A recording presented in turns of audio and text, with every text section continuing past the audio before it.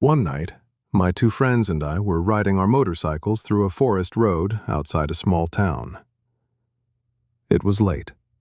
The moon was full, and the woods were completely silent. We were the only ones out there. We stopped for a quick bathroom break. Jake and I went to one side of the road, Ryan went to the other. When we came back, Ryan was gone. We called his name. Nothing. Then we heard it, a scream, from deep in the woods. "Help me!" We ran toward the sound, and that's when we saw her. A woman, dressed in black, dragging Ryan by his leg through the leaves. She was moving too fast, not human fast. Before we could reach them, she disappeared into the trees. We followed the drag marks. They led to an old cabin, 2 stories, broken windows, rotting wood. Then we heard Ryan scream again, from upstairs. Inside, the air felt heavy, dust everywhere, cobwebs, silence. We climbed the stairs, and then we saw it. Ryan's body, hanging upside down from the ceiling.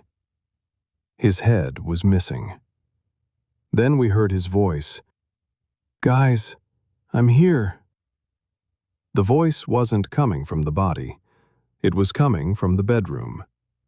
We stepped inside. In the corner sat a woman in black, her back facing us. She turned around. She had no head. In her hands, she was holding Ryan's head, and it was smiling. She slowly lifted it and placed it on her neck. It attached, just like that. "Bring me my head, or I'll take yours." We ran, but Jake stopped. He turned around and began walking back toward the cabin. She was controlling him. He wasn't himself anymore. Then she spoke to me. She told me her story.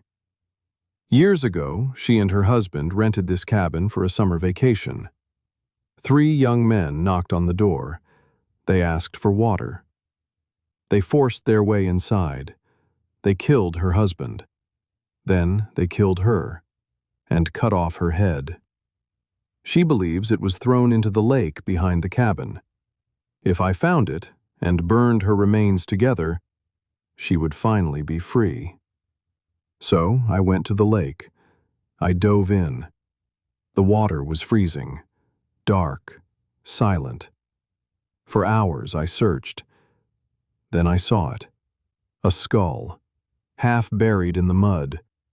I dug up her grave beneath an old oak tree, placed the skull with the bones, and set them on fire.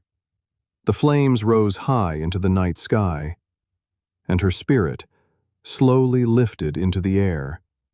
Then she vanished. I never saw Jake again, and I never returned to those woods. But sometimes, when the wind blows at night, I still hear her whisper, "Bring